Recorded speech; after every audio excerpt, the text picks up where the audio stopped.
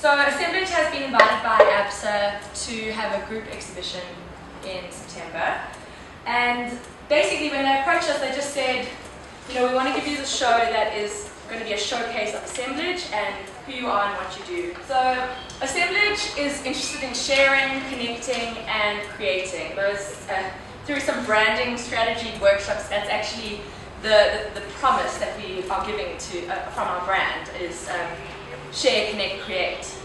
And our byline, our new byline is make art happen, which we in the middle of kind of rebranding our logo and everything. But so it's Assemblage, make art happen is our byline, and our promise to like the community is share, connect, create. We do that through we share and connect and create through our workshops where we teach skills development and professional practice skills.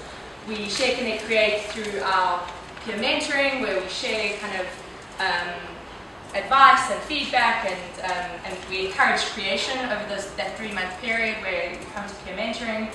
A lot of you have come, and I encourage most of you to please come at some point.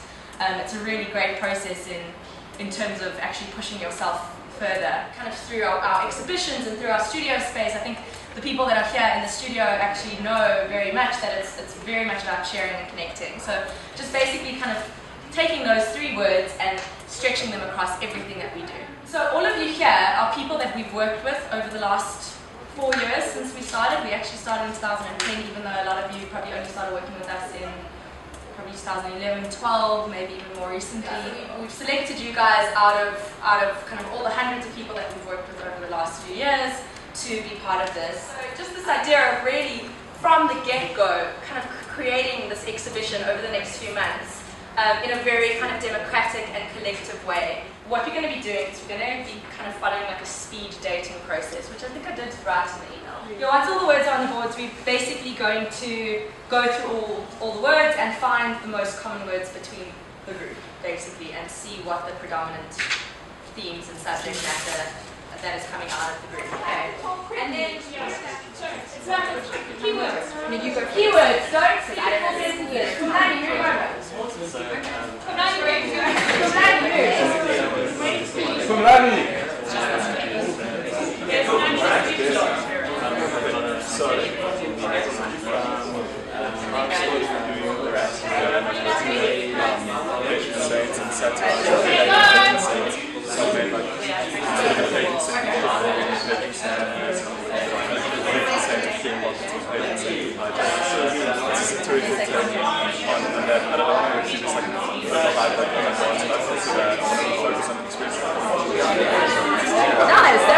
Relax.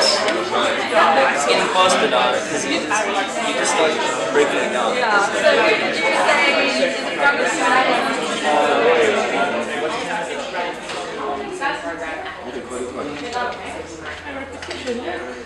Repetition is repeated. You are it's not a digger.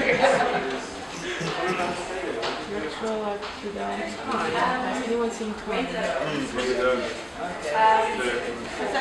Can you please stick it for me? Fine. Tangible. Tangibility. Study religion. It's like cool. Oh wow. So something like the most common words are the most meaningless words because of their vagueness. So for instance, identity can mean a million things. So a mule is The reason is we're trying to create that conversation when people walk into it and see the common thing. If we're all working on different things, it might not be working on Like those 3 yellow words, So what we're going to be doing today is just basically presenting our ideas, as you know, to the group. Everyone is going to get 5 minutes to present their idea. I hope you are all prepared. You also were required to have some kind of visual representation, whether it's sketches or reference images or something like that, to just give everyone a visual idea of what you're doing. How did you find like going away and thinking about everything? Like, was it, did what happened and those words and that criteria and those outlines, did it help? Was it confusing? Like, what was your... The only thing I really found was breaking away. I didn't know how. I didn't. found that I could find links in all of those to my work. Yeah. So Mandy and I actually had a discussion about this yesterday, and I don't know whether this is putting a complete spanner in the work, because I think we need to all just see what comes out of today. But I was saying to Mandy, like when I was working on my concepts and stuff, the actual strength and the most interesting thing to me was this looking at the group. There's another one. There's another one. Another one. Some of them get kind of cool. Like that one's quite nice. That's another one. That one I really like. You're delivering paper. And then, yeah, this one looked like Batman. That was just a coincidence. But, yeah, so I want to take these kind of maps. You know, so that's repetition and movement, and it's, you know, very kind of like mundane, like in my own life. And then what I want to do is add a kind of sense of narrative to them. And the way I thought about doing it was, and I don't know if this will be the way, but you know, one of the earliest ways, the most common ways amongst, you know, cultures to create a narrative out of something abstract is to transform the sky basically into a zodiac or a collection of constellations. I want it to look important when in reality it's not. Okay, go for it. I don't think you use the word boring, unimportant. I don't think it is. I quite like that image with the Joburg sky and the... Yeah, well, I've got a lot of prints I've been working on like that, but without the constellation, with kind of like architecture in the sky. And I struggle with it just because it makes it so... It makes it almost like too cheesy, and I'll definitely make something... I don't think it's cheesy. I think you just, maybe you need more confidence in your work. True. Confidence rising. Can I ask Louise to repeat? Okay, go. So I don't know if you can see, but what I did was I asked Google what all the words meant. So I said, what is narrative? What is blah, blah, blah, blah, blah. And then, so I've made a GIF based on those searches. And so then, those 6 words. What is narrative? What is repetition? What is, yeah. Movement, identity, excess, absence. And absence is quite funny. It starts with, the first one is, the first thing that Google says is, so if you ask it what is absence, it says, what is absence made of? That's the first thing. It's too existential for Google stuff. And then it starts to tell you. And then I highlighted a specific part of the search, so then it just forces your eye to focus on the one. And then I highlighted random ones. And then I blocked out specific ones, and then I blocked out random ones. So it forces your eye to like look at what Google, or what you're asking Google, or what you could ask Google. And I thought that was quite interesting, and then relationships begin to form between the words and all of that.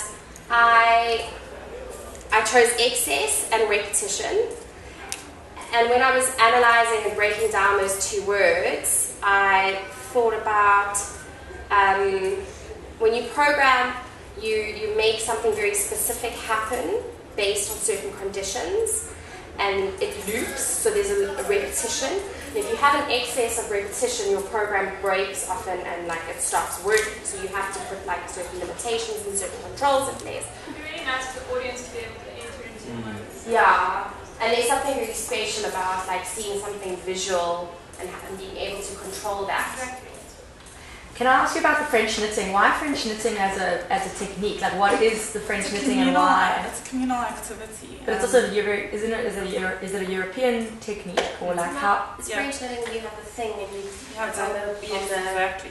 It's on a bobbin. That's not really communal. It's just you going around the. But it was a communal activity, and men and women would get together. And like a knitting circle. Well, and people would do this during their normal lives. Yeah. Like. So there was, at one point in history, there was a real need to do stuff while you did other things, you know. So you were working, but you also French knitting so that you could provide a jersey or whatever. I'm just wondering whether there are other techniques of creating this that maybe speak more to collaboration or to our context or to the way that we. I don't know I'm such an unmaterial person. Because you could say crocheting because it's actually not French knitting. It's not going to be a tube that ravels. It's going to be like a funnel. But it could be like 5 tubes or like. Yeah, maybe. you could incorporate different techniques. It doesn't have to. Is there maybe also a way of the way that you knit or weave, that there's a metaphor for how you begin to weave people together in the process of the making itself? That's sort of what I'm intending by doing that, like working with somebody, with many artists or just a couple, to form these things. I'll be working together. There's that.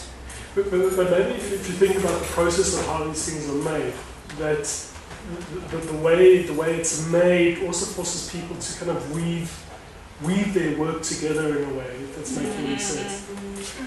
Yeah, I'm really interested in pushing this data analysis thing and trying to figure out how it's relevant to this group. And the one thing that came out of my project for me, a lot of feedback that I received was, it wasn't about ginger. It was about like picking a random coordinate that combines a group of people. So in that case, it was the color of hair. So I think, and this is something, a path that I'm wanting to take, I think, in all aspects. So sorry, I'm kind of jumping, but so kind of creating this archive, this random archive of a random group of people.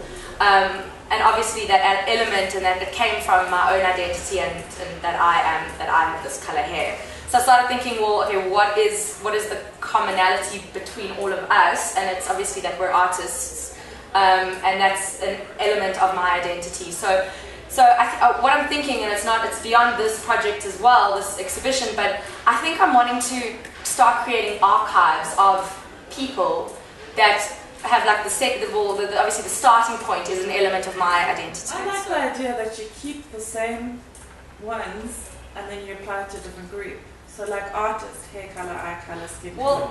And it becomes quite political actually, because like when I think about Vance's report and the demographics of the South African art community, what are the stats? It's like black male and white female. And if you look at that group, like our group, that's pretty much like what it is as well. Like, so it becomes kind of quite a broader political actually investigation into the artistic community in South Africa. I took almost a year ago, kind of zoomed in on one small section of one of my artworks, which is actually this.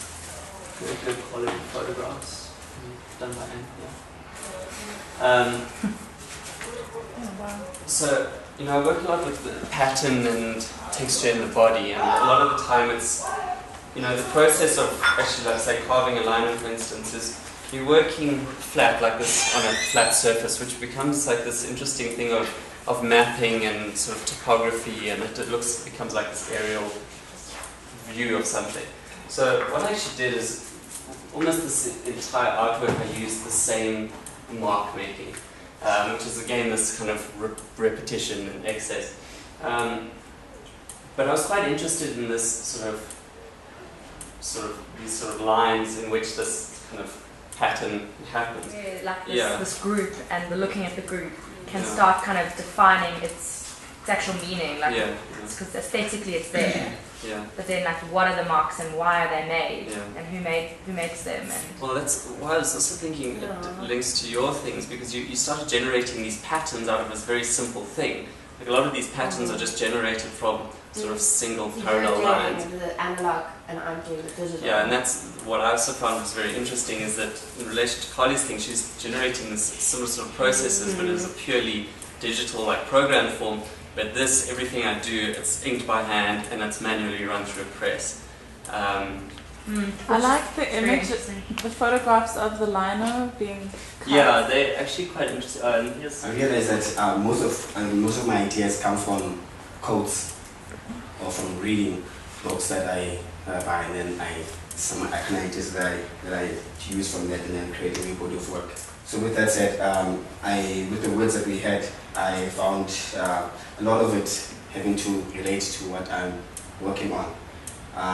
So just some brief examples. So this is like a little sketches we're working on, and I mean obviously there's already a sense of movement and repetition, and in a sense I got a feeling of isolation, and that kind of creates this absence of these figures, you know. I think so. What is it exactly about them that interests you? Is it their stories? Is it their physical appearance? Yeah, like that's another thing I've been trying to figure out myself. What I want to do is not collaborate, but have work that deforms other people's work. So the idea is I would pair up with an artist. They would give me a finished work. I would give them a finished work, and we'd choose two of those words and use those two words to deform someone else's work. So, for instance, it would be repetitive movement. So I would take someone's work and I'd look at how through my language I would deform their work so it would incorporate repetitive movement. And then the idea is that because everyone's using the same words and deforming other people's work with the same words, you'd have a small body of work that would then show the degrees of separation because you're working with the same works.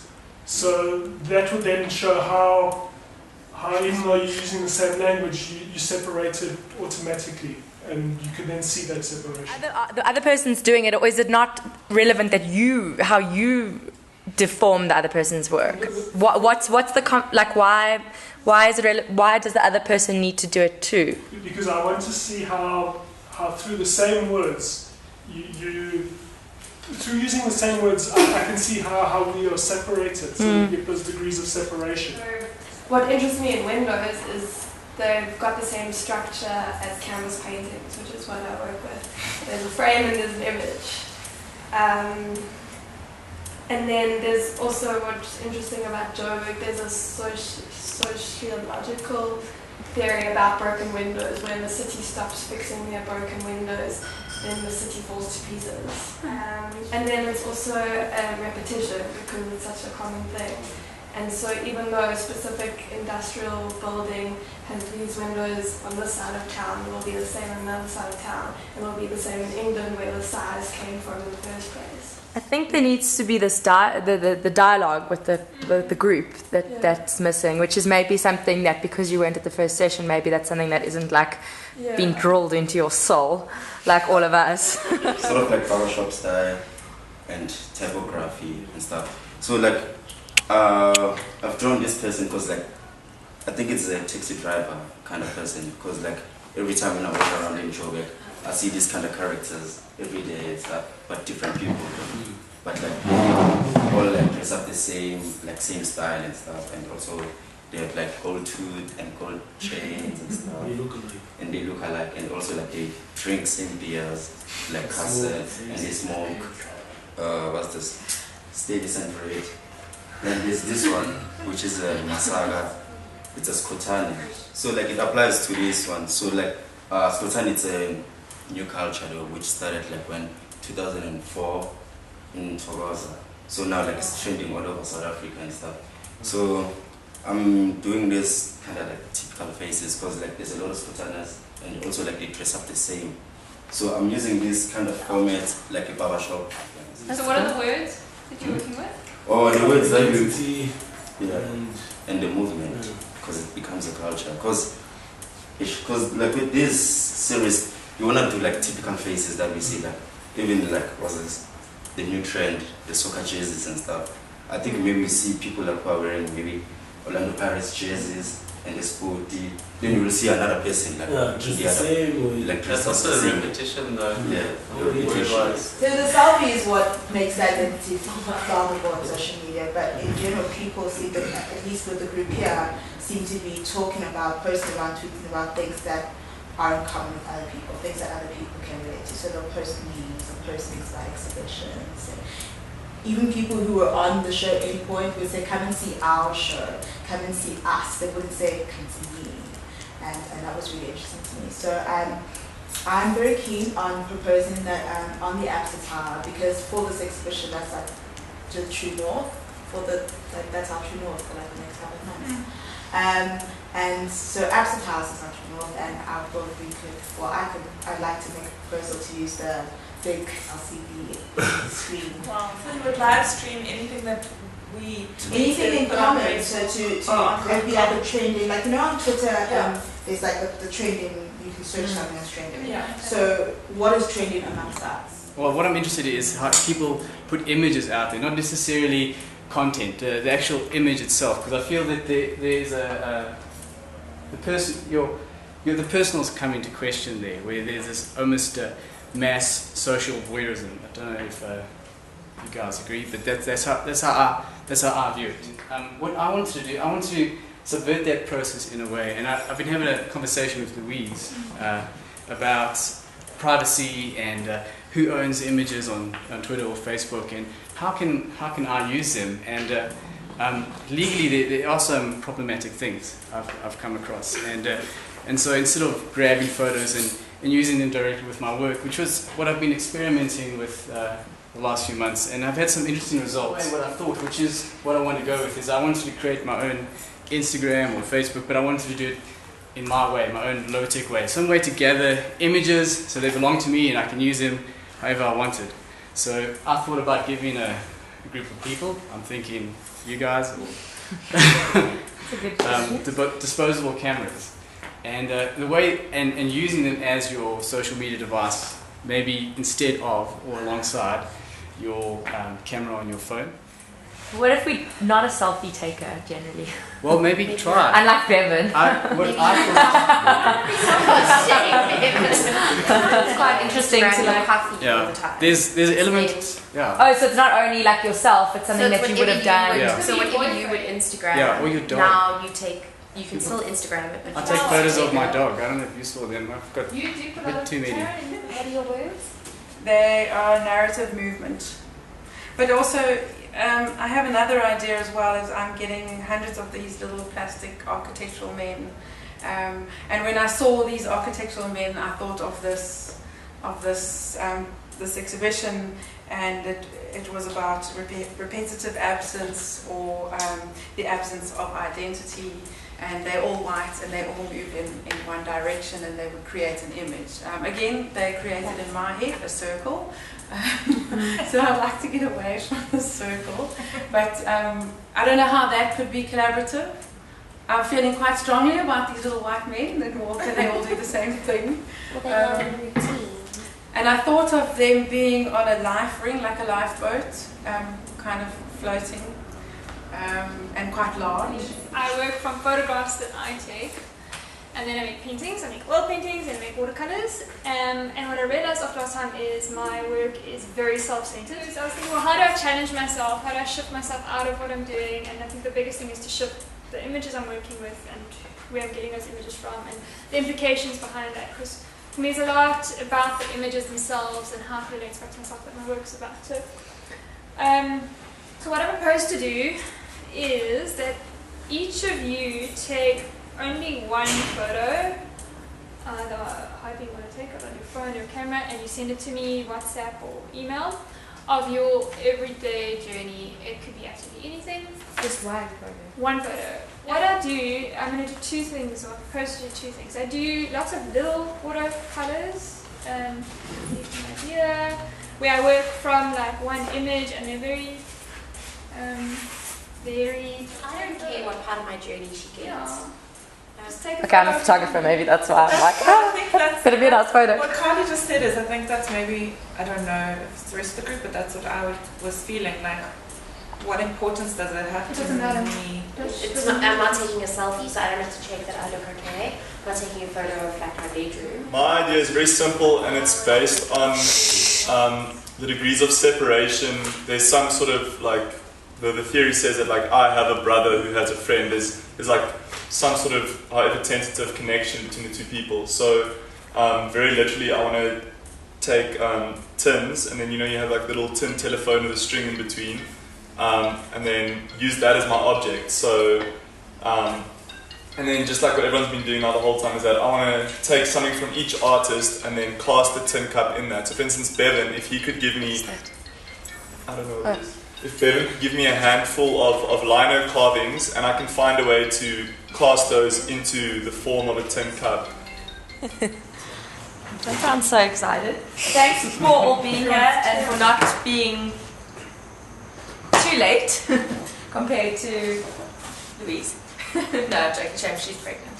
And we have people who sell or rent containers, and those people fell through. And there's people who run the shipping yards who weren't keen to reveal the contents or lack of contents of their containers.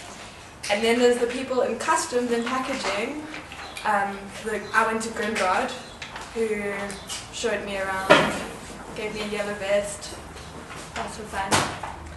And so they store, they maintain the containers, they pack, load and ship the containers and their contents. And then in the past month or so, I've pushed myself as an artist in talking to strangers with access to these objects, and thinking more critically about the art making process. So that shifted a little bit and ties in with something I had started working on last year, like these kind of small little building collages. I want to have them as like squares, so this is one, this is quite a dark one. Can I just ask you, do you envision, like in your mind, do you see these as three-dimensional sort of forms? I do, and that's not going to happen now. In the future, maybe. No, because I mean sculpture. Oh, okay. What Cool. I'm just saying is, formally for me, I find these quite difficult. I'm not saying that I don't like them. I actually really like that I find it difficult. And so obviously, I haven't produced images from you guys, but I have been playing around with images that have been made mechanically. So I've got this camera. It's like a Polaroid camera, and it makes you can put the film in there. It makes very cool Polaroid pictures.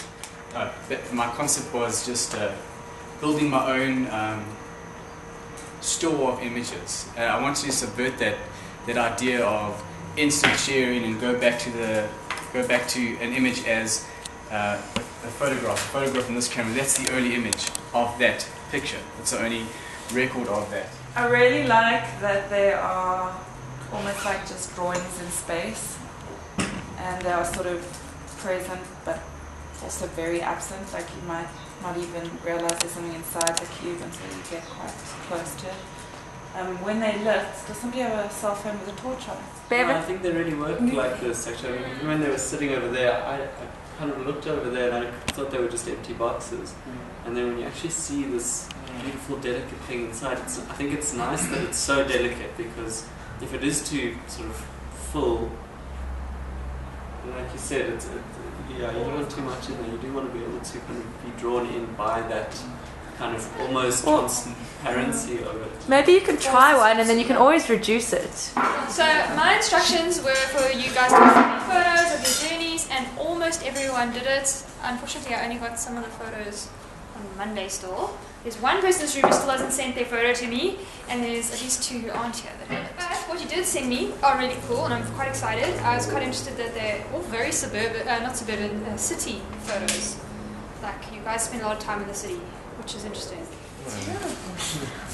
Please, is this blood, Helen? Yeah, that one there by your left hand. All right. This one? No, that's there. not blood. But I know that's blood. This is blood. No, that's not blood. Oh, it is?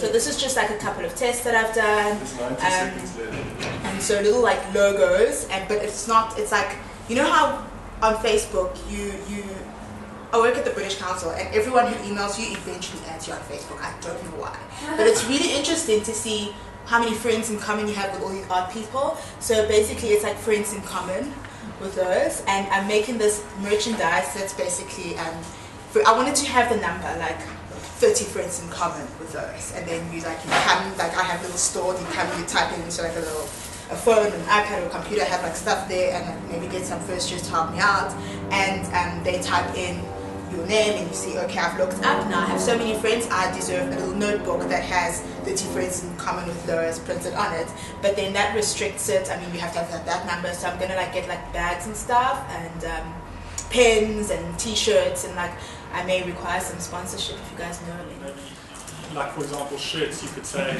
you get this colour shirt over 10 friends with Lois, or this colour shirt over 30 friends. So there's a kind of status so you could associated with it, so that then you might have a whole lot of people walking around the exhibition wearing these different coloured shirts, depending on how friendly they are with you online. I'm working together with Ross and Bevan, and to a large degree, it's turned out to be an incredibly process-driven project, in the sense that I've given Ross some of my work, and I've shown Bevan some of my work, and both of them have given me some of their work, and by looking at processes that I use, I kind of started looking back at their work, and their processes begin to deform the way I look at work and how I work with work. But interestingly enough, the relationship between Ross and Bevan are quite different, and the processes I think that are going to come out of it are going to be radically different as well. And for me, that's the degree of separation of in a way what our strategies of how we approach work and how that gets deformed through the different persons. So I brought. Well, overall, I've made a kind of a box that I'm hoping that both Ross and Bevan would share. That's just kind of a trial box where they can test out what they're working with, and kind of laser cutting and using the movements behind to begin to animate the drawing in other kind of ways, and using ways to look through the work, adding kind of finer detail through shadows that get cast back onto the paper. His work is with light, and he's got this light box, so everything that I'm now doing in response to it is, in a sense, responding to the way the light interacts with the paper, for instance. I still don't know really what to do. So then a thread that came up also, because then I was logging people onto my laptop and taking screen grabs of them, but then their searches all turned out to be the same. So Google wasn't remembering them. So then I started thinking about this notion of Google remembering, and like I felt like I was having a conversation with Google. So I took screen grabs of myself typing it in, will Google remember me? And then I asked Google how it was. So then I don't know if this is the direction I should go in, asking, like having a conversation with Google. I wanted to, in a way, explain the process of taking pictures of every hour, because your moments are just a little bit more important than the number on a clock. And then I invaded Dirk and asked him to help me build a clock. And he gave me I went to visit him and he showed me how to build using a motor. Then I decided that I'm not sure if I want to make that clock anymore, because it was very far away from my original intention, which was to make a graphic novel story out of cutout. And then I'm quite interested in what is your greatest challenge of being an artist? What is your favorite part of being an artist? Why do you make art? And that I'm quite interested in an audio way. Like it's almost like quite human and quite amazing to almost use the audio from the interviews in those things while maybe viewing people's work, or maybe it's like an audio guide in front of, I don't know, I'm not sure, but I'm quite like, those were quite cool, like those human elements. It's not like an artist statement, it's a human element about making art. I don't know, I'm struggling a little bit with how to take qualitative data and represent it. Like quantitative is easy because it can become graphs or whatever, but the qualitative stuff I'm like struggling to understand how to like actually what to make this final product. You guys know this box, right? These boxes. Yeah. This is the bottom part. So we found these and then we started pasting paper. So last year, about 6 months ago, we went to a workshop in Cape Town and then we did the Gradle Studio. So we did this with Kaya, Bitboy and Gary.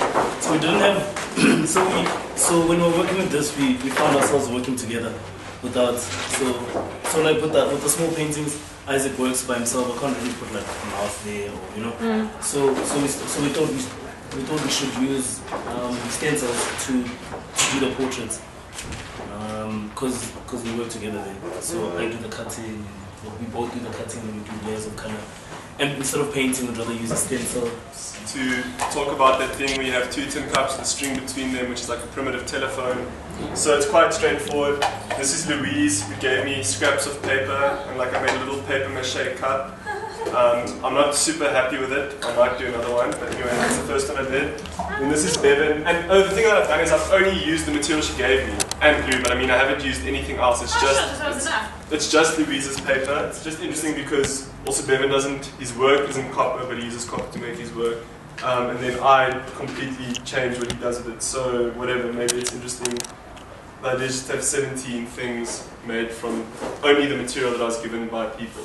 So they've given me a bit of circuit board, so that's going to be an interesting thing to try and incorporate into this, but that's literally it. So the only thing I feel is that right now it does look very spook and block kind of thing, and the professionalism isn't What does that quite there. Like, it's like stuck together. Like, but anyway, so the biggest thing I'd want criticism on is that, like, is it too not excellent in terms of